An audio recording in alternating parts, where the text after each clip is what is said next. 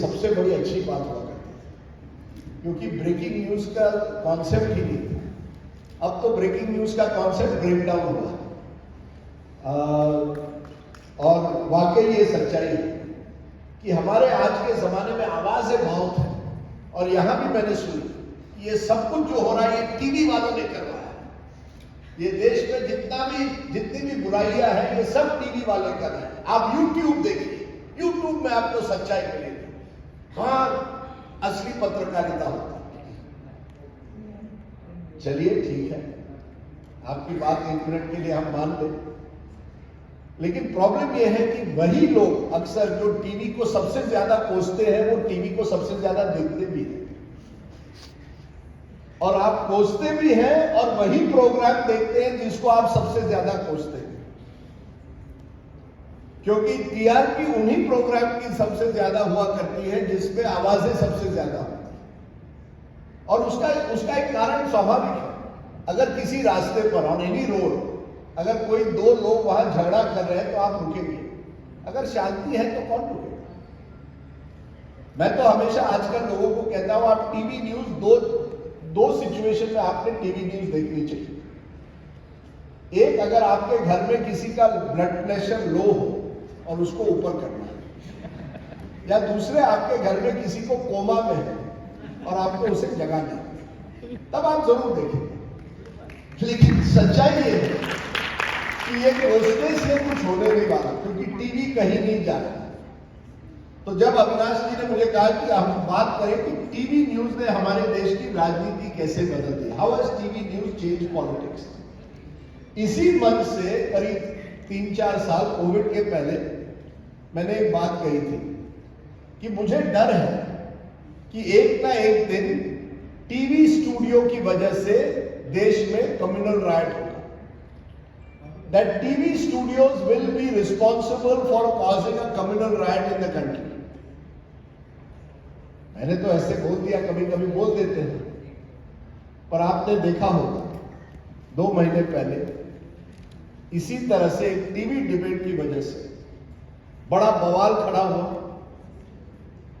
Police को बुलाना पड़ा, कुछ शहरों में आगजनी हुई, कुछ लोगों की मौत हुई। इसी राजस्थान में उदयपुर में हुई है। और जिम्मेदारी हम सब पर छोड़ेंगे, लेकिन खुद की कोई जिम्मेदारी नहीं। टीवी डिबेट होता है, लोग एक दूसरे को टकराव से देखते हैं। एक आप मुसलमान रखिए, एक हिंदू रखिए, एक तरफ कोई रहमानी है जिसको मुझे नहीं लगता 100 वोट मिलेंगे अगर वो चुनाव लड़ेगा, और दूसरी तरफ है नुपुर शर्मा जो अरविंद केजरीवाल के खिलाफ लड़ी थी और बुरी तरह से हार गई थी चुनाव। लेकिन टीवी में हम लोग बड़े आते हैं, आप कुछ कहेंगे हिंदू के पक्ष में, रहमानी जी कहेंगे कुछ मुसलमानों के पक्ष में, और एंकर मजा ले रहा है, ले रही है। और उस मजे में कोई एंकर रोकना भी नहीं चाहता कि आप रुकिए, थोड़ा शांत रहिए, नहीं, क्योंकि अशांति में आपको अपनी टीआरपी मिलती है। तो टीवी न्यूज ने एक तरह से हमें एक ऐसे पड़ाव पर लाया है जहां हम एक दूसरे से अब संवाद नहीं करते, हम केवल विवाद करते हैं। We have created almost a polarised society, जहां आप और हम एक दूसरे के दुश्मन बन जाते हैं। आपको मेरी बात अच्छी नहीं लगी, हम संवाद कर सकते हैं, लेकिन नहीं, टीवी पर हम विवाद करेंगे। टीवी पर अगर मेरी आवाज थोड़ी, मैं कुछ सही भी कहूं लेकिन दबी हुई आवाज में कहूं तो कोई मेरी आवाज सुनता नहीं। लेकिन मैं चीखूं चिल्लाऊं तो लोग कहते अरे देखो वायरल हो गया है वीडियो। कुछ साल पहले एक टीवी का कार्यक्रम हो रहा था, कई नेताओं को बुलाया गया था। तो वो जो गार्ड होता है होटल का, वो एक के बाद एक लोग आ रहे थे अंदर। तो एक मंत्री आए, उन्होंने उस मंत्री को रोका, नहीं सर आपका आईडी दिखाइए। उसके 2 मिनट बाद संबित पात्रा आए, अरे संबित पात्रा जी आइए। अब संबित पात्रा जी अच्छे आदमी है, कभी चुनाव नहीं जीते, न स्कूल का, न क्लास का, न मेडिकल स्कूल का, कहीं। बट पर आपके लिए नेता बन गए हैं, आपके लिए नेता बन गए हैं। क्यों? क्योंकि वो टीवी पर आते हैं। टीवी ने एक अजब सा पॉलिटिशियन बना दिया है, स्पोक्स पर्सन। आप क्या करते हैं? मैं स्पोक्स पर्सन। मतलब क्या है? टीवी पर जाता हूं, एक चैनल से दूसरे चैनल से दूसरे, इतने 1.38 बिलियन स्ट्रॉन्ग कंट्री में वही 10 लोग एक चैनल से दूसरे चैनल की तरह जाते हैं और आप मजा लेते हैं। Politics was meant to be serious, politics was not meant to be drama. हमने पॉलिटिक्स को ड्रामा बना दिया। ड्रामेटिक होना चाहिए। हमें सीरियस इश्यूज, किसानों की परेशानी, आज या कल कई बच्चे मुझे कह रहे थे किस तरह से रीट के एग्जाम में जो धांधली हुई थी, ये दिल्ली तक खबर, जयपुर की खबर दिल्ली तक नहीं पहुंचती रीट की। लेकिन अगर हिंदू मुस्लिम हो जाए तो कोई भी खबर कहीं की आपके स्टूडियो में पहुंच जाएगी।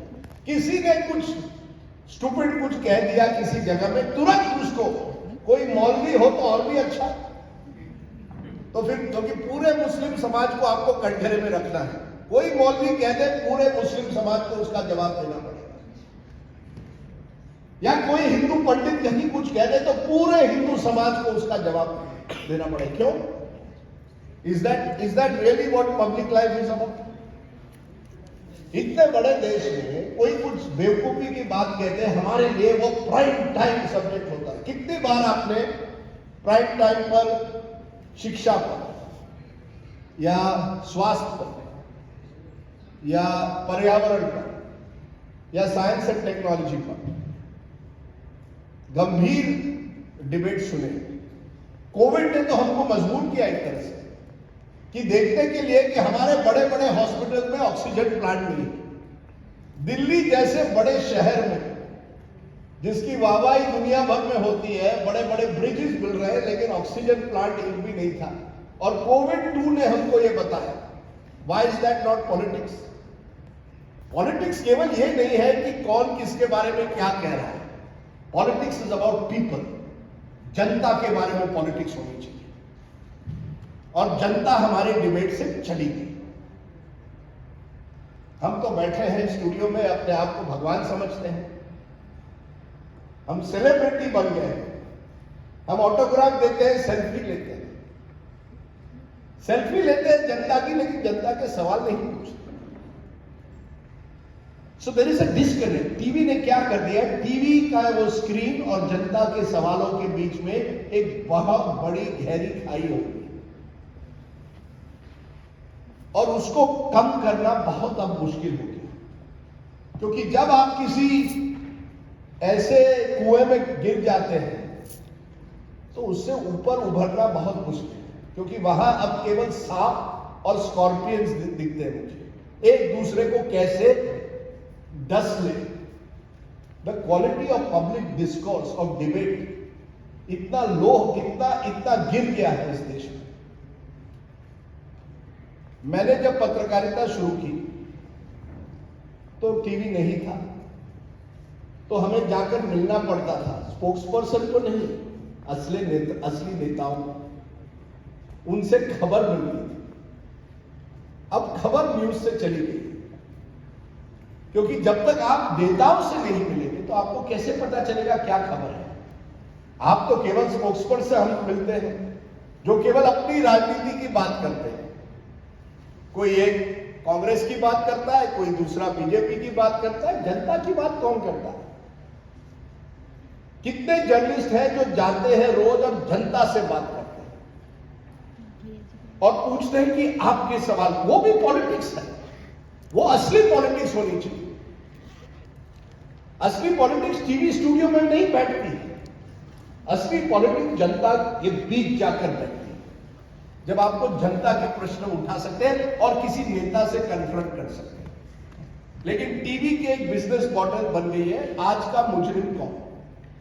रोज हम ढूंढते हैं आज किसको बकरा बना, कौन है वो जिसको हम कटघरे में रखकर उसकी आज हम पोल खोलेंगे।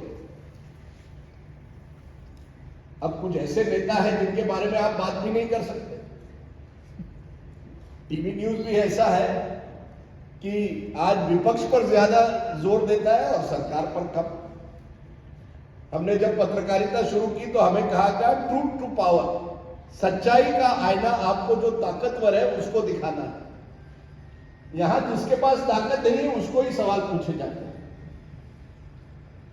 हम सरकार से सवाल पूछने से अब थोड़े डरते हैं, और एक बार डर आ गया तो फिर आप पत्रकार की जगह पीआर के एजेंट बन जाते हैं। कई लोगों किसी एक लड़के ने कल मुझे पूछा, सर आप नरेंद्र मोदी जी की अच्छाई क्यों नहीं करते? अच्छी बातें, मैंने कहा बड़ी अच्छी बातें इस सरकार में है, क्यों नहीं है? डिजिटाइजेशन है, कई कानून लाए हैं जिससे बहुत फर्क पड़ा। लेकिन अगर मैं एक बात बुरी कहूं उनके बारे में तो आप कहेंगे ऐसा this you are anti Modi. क्योंकि हम अपनी तस्वीर किसी टीवी स्क्रीन पर देखना, जो हमें अच्छा लगता है वो हमें लगता है सच्चा है। Journalism is not public relations. आपको किसी की अच्छाई वाहवाही करनी है, पीआर ज्वाइन करिए, कॉर्पोरेट कम्युनिकेशंस करिए। I am sorry, I sound, but I come from a news era where we were told glass is half empty. आपके लिए ग्लास हाफ फुल है, और है, मैं नहीं कहता, मैं भी हर दिन एक गुड न्यूज स्टोरी लोगों के सामने रखने की कोशिश करता हूं। इस देश में बहुत कुछ अच्छा होता है,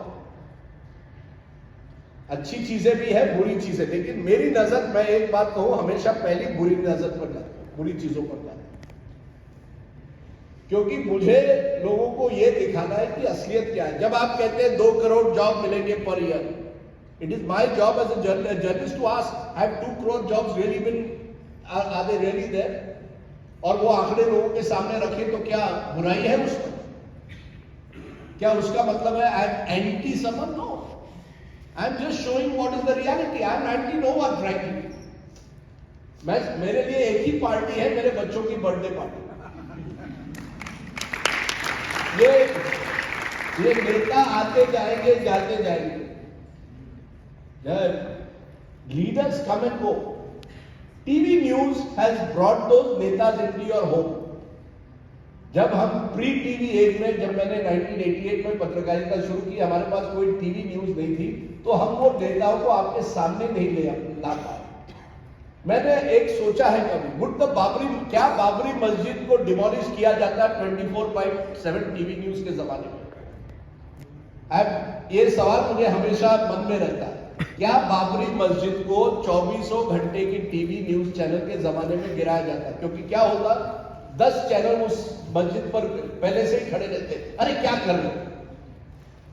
क्योंकि हमारे टाइम में कोई टीवी नहीं था, तो प्रधानमंत्री नरसिम्हा राव ये भी कह पाए कि I don't know what is happening. In today's day and as you can not say that. कोई ये नहीं कह सकता, there is no place to hide, कोई छिपने की अब जगह नहीं है। तो वो एक तरह से एक बदलाव भी आया है। ऐसा नहीं है कि पत्रकारिता टीवी न्यूज की वजह से सब कुछ बुरा हुआ है।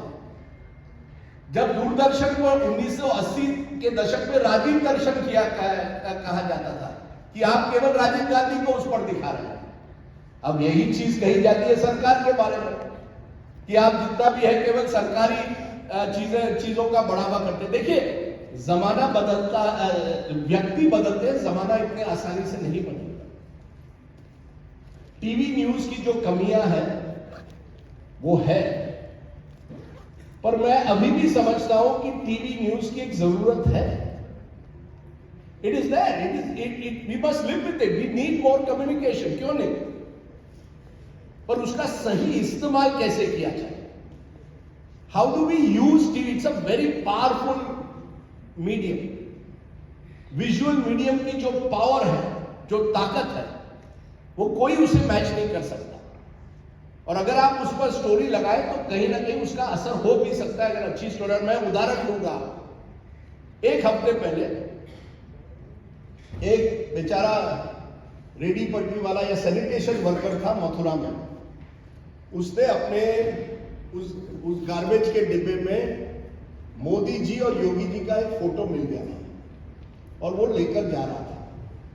वहां कोई राइट विंग लोगों ने उसको पकड़ लिया, उसको वो पूरा फिल्म कर दिया यूट्यूब पर, जो जिसकी सराहना कोई अभी करता है उसी यूट्यूब पर। हाँ, यूट्यूब पर जो कई लोग यूट्यूब का भी गैर इस्तेमाल करते हैं मेरे दोस्त, यूट्यूब पर लगा दिया और उस आदमी को नौकरी से बर्खास्त कर दिया कि उन्होंने मोदी जी और योगी जी की तस्वीर जो है उस गार्बेज के डिब्बे में थी।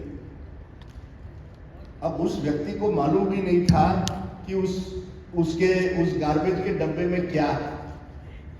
ये एक दिन बाद हमने उस पर स्टोरी की, वो स्टोरी प्राइम टाइम में चली। उस स्टोरी के बाद डिस्ट्रिक्ट कमिश्नर ने उस स्टोरी का संज्ञान लिया और उस व्यक्ति को एक बार फिर अपनी नौकरी मिल गई। अब कहीं ना कहीं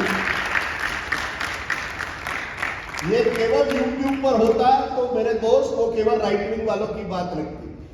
यूट्यूब पर भी मैं देखता हूं बहुत राइट विंग और बहुत लेफ्ट विंग चलता है। ऐसा नहीं है ये राइट लेफ्ट केवल टीवी पर चलता है, वहां भी चलता है। हम हर चीज को, नई चीज को समझते, नई चीज आ गई, अच्छी चीज आ गई, ये यूट्यूब आ जाए अब सब कुछ ठीक होगा। नहीं मेरे दोस्त, प्रॉब्लम बहुत सिस्टेमिक है। प्रॉब्लम है कि किस तरह से हम न्यूज को देखते हैं। हम चाहते हैं कि न्यूज एक तरह से पीआर बन जाए, जो हमें अच्छा लगे वो हमें पसंद है।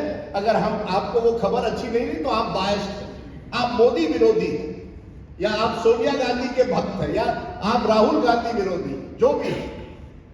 तो पॉलिटिक्स को आपको एक अलग नजरिए से देखना पड़ेगा।